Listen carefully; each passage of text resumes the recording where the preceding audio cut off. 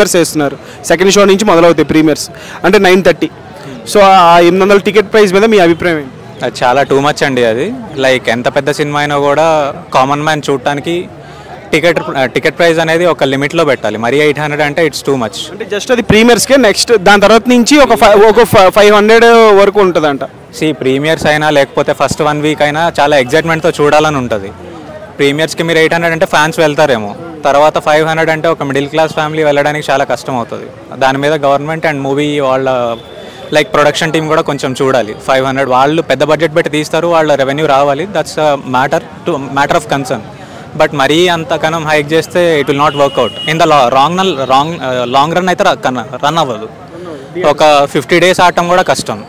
30 days బొమ్మ కరెక్ట్గా ఉంటే 30 days, at max 50 days. 100 days it's forgotten idea. So మీ వరకు మిడిల్ క్లాస్ ఫ్యామిలీ వెళ్ళాలి, అందరూ ఫ్యామిలీతో పాటు చక్కగా వెళ్ళి సినిమా చూడాలంటే ఒక సింగిల్ థియేటర్లో కానీ మల్టీప్లెక్స్లో కానీ ఎంత లైన్ వరకు టికెట్ రేట్ పెడితే బాగుంటుందని మీ అభిప్రాయం? 250 to 300 single theatre. Multiplex single theatre 150 to 200 అంతే. దానికి మించి అయితే పెట్టడానికి మిడిల్ క్లాస్ మీకు తెలిసిందే కదండి. ఇక్కడున్న ఏమంటారు మన ఖర్చులు నెలకే సరిపోతాయి. ఇంకా దాంట్లో ఒక వారంలో లేకపోతే ఏదో ఒక సినిమా చూడాలి అనుకుంటే అవ్వని పని. అది ఒక 500 అలా పెడితే ఒక 4 members ఉన్న ఫ్యామిలీ ఎలా ఉంటుందంటే 2000 దీనికే పెట్టేసి మళ్ళీ అక్కడ మీరేం చేస్తుంటారు? Software employee.